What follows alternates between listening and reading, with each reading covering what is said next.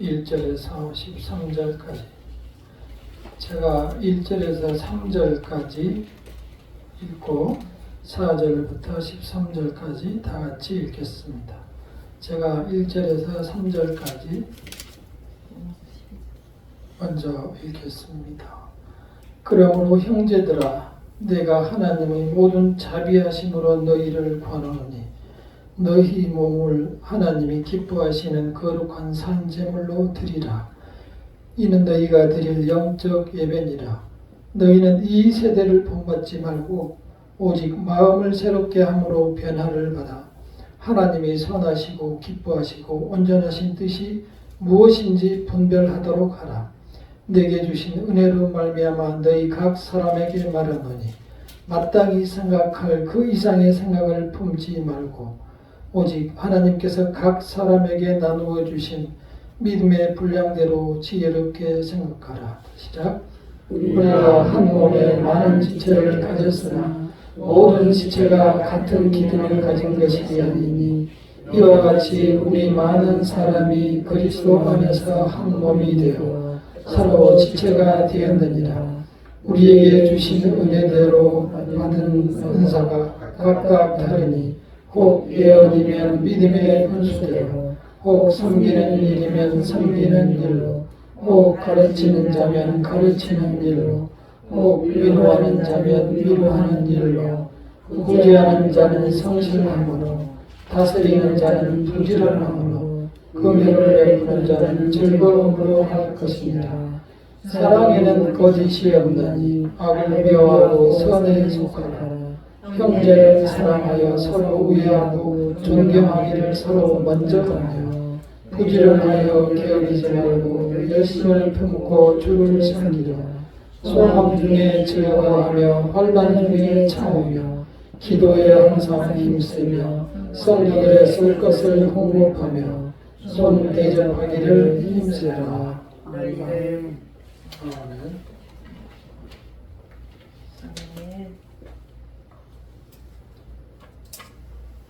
사도 바울은 육신적인 측면에서는 우리와 많이 닮았었습니다. 예수님의 제자가 아니었지만 사도가 되었고 생전에 예수님을 보지 못했지만 부활 승천하신 후에는 직접 만났습니다. 또한 예수를 알기 전에는 믿는 자들을 핍박했지만 예수를 만난 후에는 전도자가 되었습니다. 또한 바리새인이었지만 나중에 잘못됐다고 돌아와서 회개하였습니다. 그는 거듭난 후로는 나중에 알았습니다. 하나님께서 자기를 크게 쓰시려고 선택했다는 사실을 나중에 깨달았습니다. 그러나 그때 당시에 아직 돌아오지 않은 백성들이 많았습니다. 그 백성들은 여전히 예수님을 메시아로 구세주로 받아들이기 어려웠습니다. 오히려 전하는 자들을 적으로 생각하면서 자기들은 스스로 힘든 율법을 만들어 지켜나가려고 애를 쓰고 있었습니다. 어리석은 짓이었죠. 한 번은 예수께서 교회의 회당에 한 손이 마른 환자를 데리고 왔습니다. 물론 안식일이었습니다. 안식일에는 아무 일도 하면 안 되었습니다. 그 안식일에 손 마른 환자를 고칠까? 이제 바리새인들이 보고 있습니다. 고치면 예수를 고발하려고 했던 거예요. 예수께서 하시고 말씀하셨습니다. 너희들은 소가 구렁이에 빠지면은 안식일이라고 건지지 않겠느냐 하면서 그 환자에게 보라는 듯이 손을 내밀라 했습니다. 손을 내밀자 어떻게 되었습니까? 네, 양손이 똑같이 치료가 되었습니다.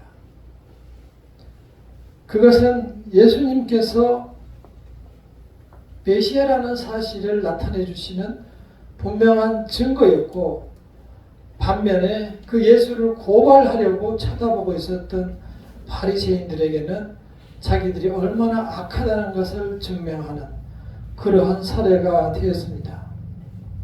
우리는 이러한 사례를 통해서 오늘 사도 바울이 우리에게 어떤 것을 말씀하고 싶었는지 한번 되새겨 보고자 합니다.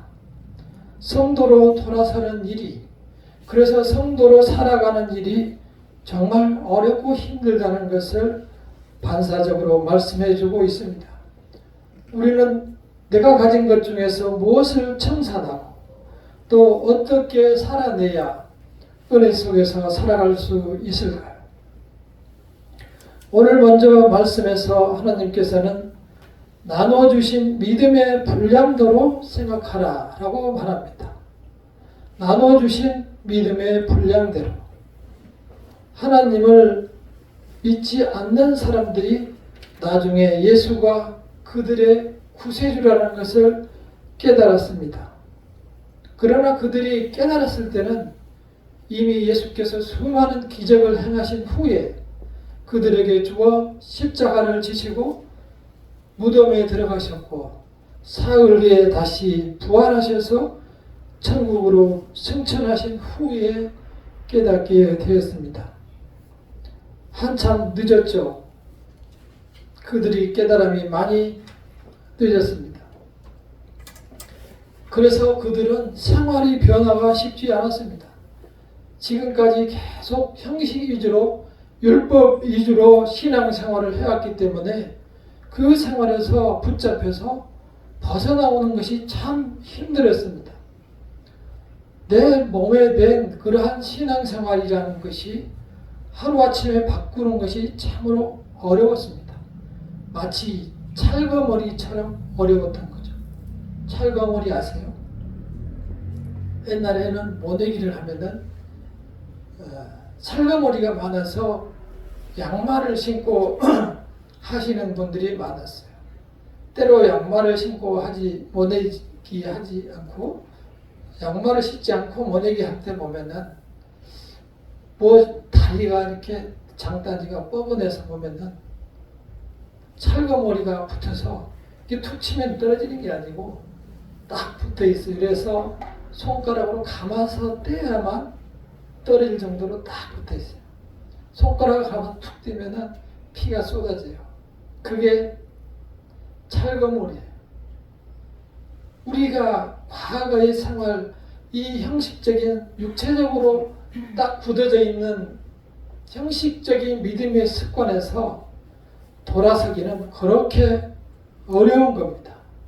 그래서 그것을 아시고 하나님께서 말씀하십니다. 이 세대를 본받지 말라. 그리고 마음을 새롭게 하라. 그리고 하나님이 선하시고 기뻐하신 뜻이 무엇인지를 다시 한번 분별하고 살아가라. 우리는 늘 이러한 말씀을 알지만 현실에 다가서면 내가 역부족이라는 사실을 깨닫곤 맙니다. 세상이 참 너무 살기 좋기 때문입니다.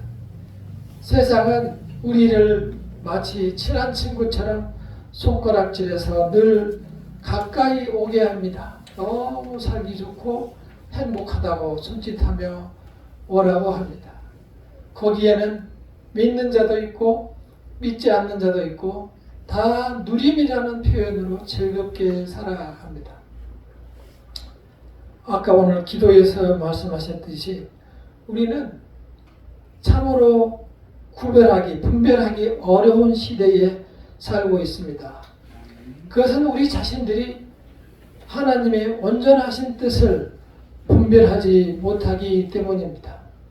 그 결과는 바로 우리에게 거꾸로 돌아옵니다. 요즘의 젊은 청년들을 보면은, 젊은 부부들을 보면 애를 낳지를 않아요. 서울이나 부산 같은 대도시를 보면은 부부 둘이서 한 명, 그러니까 0.6명, 그러니까 한 명을 낳거나 안 낳거나 그래요. 그렇게 된 것은 그 똑똑한 젊은이들이 이 세상이 살기 힘들다는 것을 알아버린 거예요. 그래서 굳이 내가 그 힘든 일을 할 필요가 없다는 거예요. 그래서 욜로라는 문화가 있습니다. 인생은 한 번뿐인데 즐겁게 내가 살아가자. 이게 욜로 문화입니다. 그것은 이 세상을 살아가는 사람들의 오늘날 젊은이들의 인생에 대한 태도를 그대로 보여주는 것입니다. 인생은 우리가 육신이 살아있는 동안도 끝나면 얼마나 좋겠습니까? 그렇지 않습니다. 오늘 하나님께서는 그러한 사실을 우리에게 알려주고 싶은 것입니다. 우리의 인생을 돌아보시기를 바랍니다. 수많은 사람들이 하나님을 알지 못하고 이 세상에서 방황하며 살아갑니다. 우리도 어느 순간에 하나님을 굳이 찾지 않았어도 어느 순간 교회에 와 있었습니다. 그것은 하나님의 예전부터 놀라운 계획과 그분의 섭리 아래 우리를 부르셨기 때문입니다. 그분의 계획, 그분의 모든 섭리 속에 우리가 이미 기록이 되어 있었고 그분은 그것을 이렇게 말씀해 주셨습니다.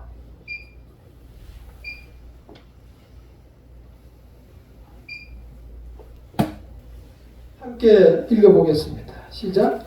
내 형질이 이루어지기 전에 주의 눈이 보셨으며 나를 위하여 정하는 일이 하루도 되기 전에 주의 처에 다 기록되어 있나이다. 네가 사람으로 모양을 갖추기도 전에 주께서는 이미 한 사람으로 나를 보셨고 인정하셨고 또 나를 위해서 이름이 새겨지기도 전에 이 세상에서 태어나서 나라는 사람으로 하루가 되기도 전에 나의 이름을 주의 책에 기록하셨다는 겁니다. 그래서 오늘 우리는 이 시간 주를 바라보며 주님 앞에 고개 숙여 예배를 드리고 있는 것입니다. 그런 우리에게 주님께서는 선택의 은혜를 주셨고 각자 선택받은 사람들에게 믿음의 분량대로 은사를 주셨다고 말씀합니다. 예언하는 일, 섬기는 일, 가르치는 일, 위로하는 일, 구제하는 일, 다스리는 일, 긍휼과 사랑을 베푸는 일, 여러 가지 일들을 우리에게 그 믿음의 분량대로 주셨습니다. 성경에서 우리가 읽었듯이 이 일들에는 어느 것이 크고 어느 것이 작은, 어느 것이 천하고 귀한 그러한 구분이 없습니다. 높고 낮은 것이 없습니다. 모든 일이 하나님 보시기에 각자에게 맡겨주신 일이기 때문에 각자 모든 것이 소중한 일인 것입니다. 오늘 우리 교회에 오신 성도들을 보면서 그런 생각을 더욱 하게 됩니다. 저 멀리서 오셨고 저 멀리 러시아에도 오셔서 오늘 예배를 드리고 있습니다. 그만큼 제가 설교를 잘하기 때문이 아니겠어요?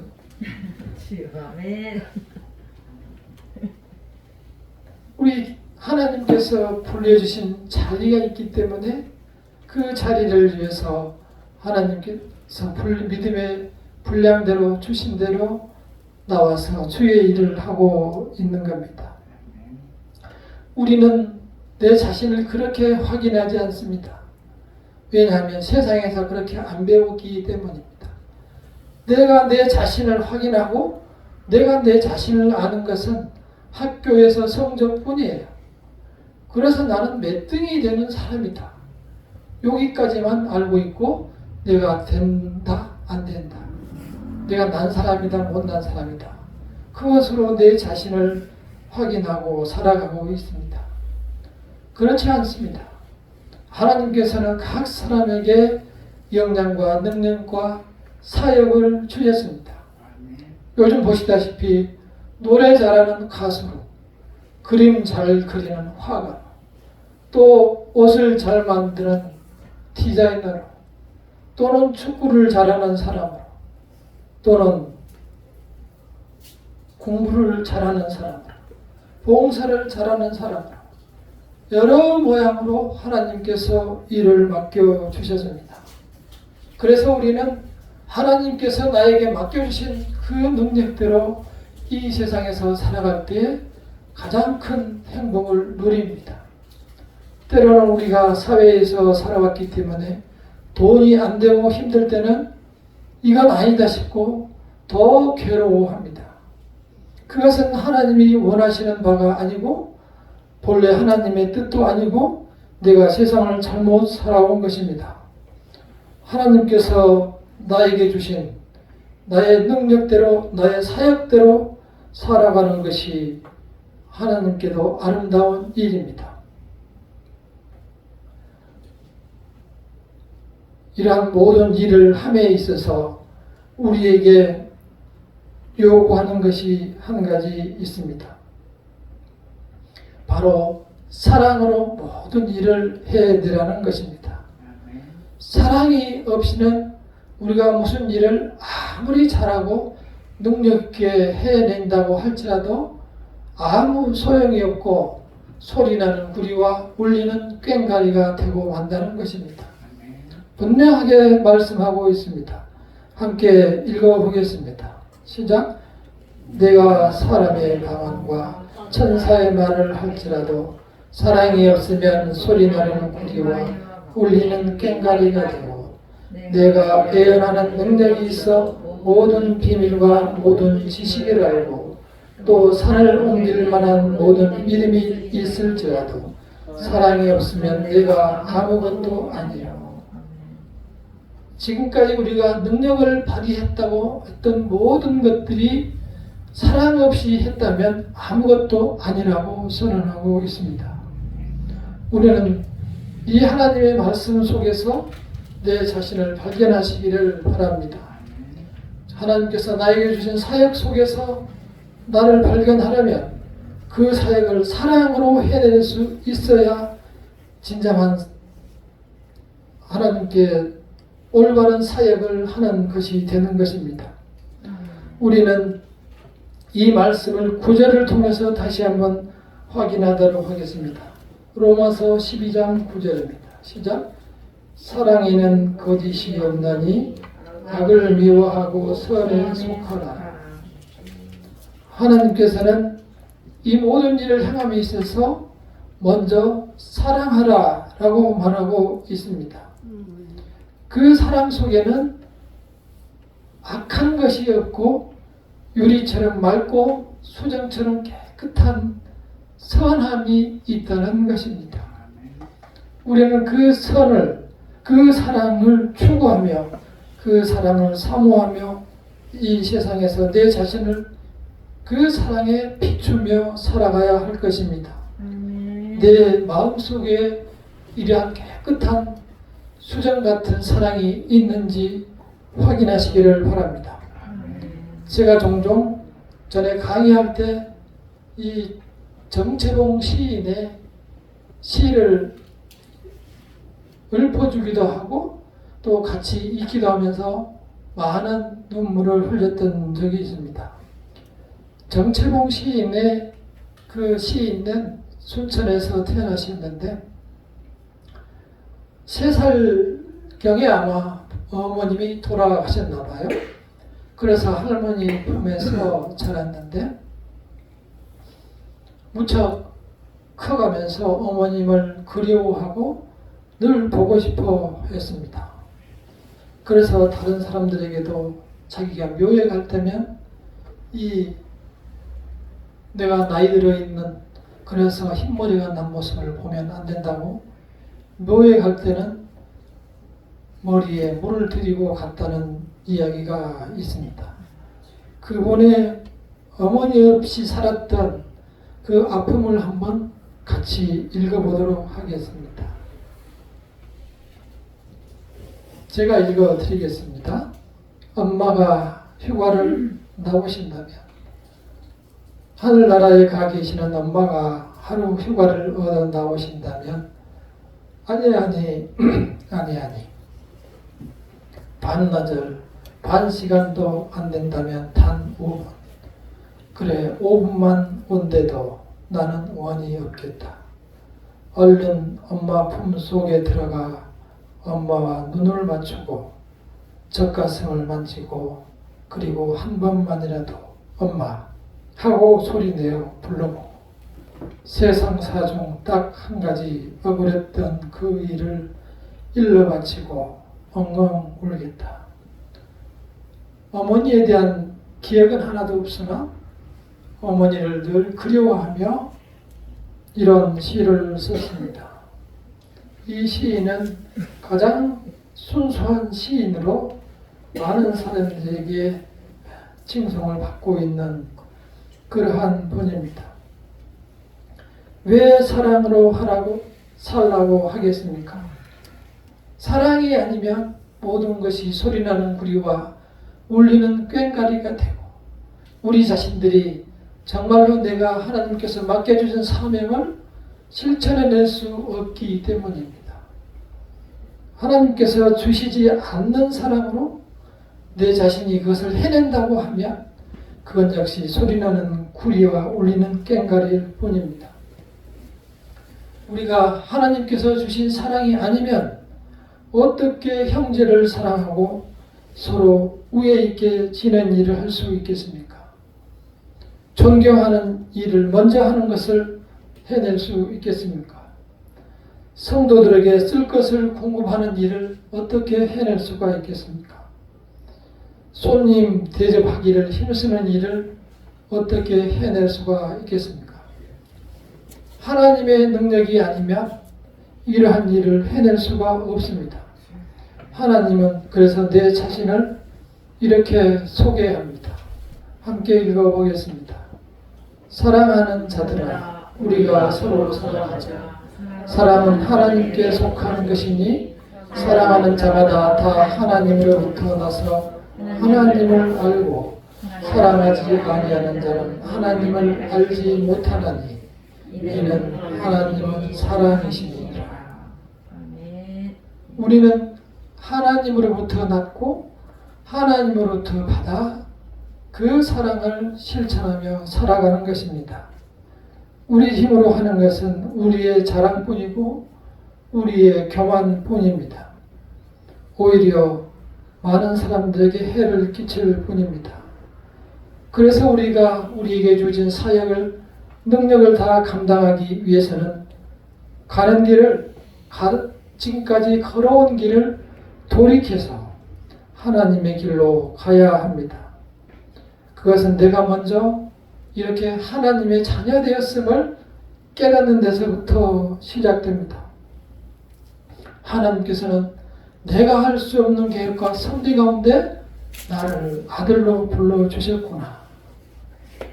그리고 나는 이렇게 하나님 앞에 서서 그분의 은혜를 기다리고 있는 사람이 되었구나. 내 자신을 하나님 앞에서 정체성을 확인하는 것이 필요합니다. 이렇게 모든 일들이 나도 모르게 주님의 은혜 안에서 다 이루어 주시고 다 이겨 놓으시고 다 해 놓으시고 주께서 나를 주의 자녀로 불러주셨구나 생각하시기를 바랍니다. 우리의 삶이라는 것은 때로 실패처럼 보이지만 힘들어서 유혹에 넘어가서 쓰러지기도 하지만 우리는 하나님의 거대한 사랑 앞에 붙잡혀 있습니다. 거부할 수 없는 그 사랑에 우리는 갇혀 있습니다. 그것이 하나님의 완벽한 사랑입니다. 때로 그것이 힘들고 어렵게 느껴지는 것은 우리가 그 사랑 안에 있기 때문입니다. 우리는 죄들이 있고 우리는 세상에 익숙해 있기 때문에 하나님의 사랑으로부터 견디기 힘듭니다. 그러나 시간이 지난 다음에는 우리는 하나님께 감사하며 하나님께 찬양하게 될 것입니다. 하나님의 사랑으로 돌아오시기를 바랍니다. 완전히 돌아올 때 그 사랑 안에서 우리는 행복을 누리게 되어 있습니다. 실패와 성공도 그 안에서는 모두 찬양이 되고 감사가 되는 것입니다. 그것은 우리가 하나님의 자녀로 이 세상에서 살 때만 가능한 일입니다. 주님의 자녀로 내 자신을 고백하고 선언하여 승리하는 주님의 자녀가 되시기를 간절히 축원합니다. 아멘. 기도하겠습니다. 살아오면서 나를 잊어버리고 살았던 적이 많아 있습니다. 그러나 주께서는 끝까지 나를 붙들고 계셨음을 고백합니다. 주께서는 나의 주님 믿음의 분량을 주셨습니다. 이제 그 믿음의 분량대로 살아내게 하시옵소서. 성도된 자로서 주님의 은혜 안에서 능력된 자로 살게 하여 주시옵소서. 그리고 세상에서 잃어버린 따뜻한 그 사랑의 마음을 회복하게 하여 주시옵소서. 함께 기도하겠습니다.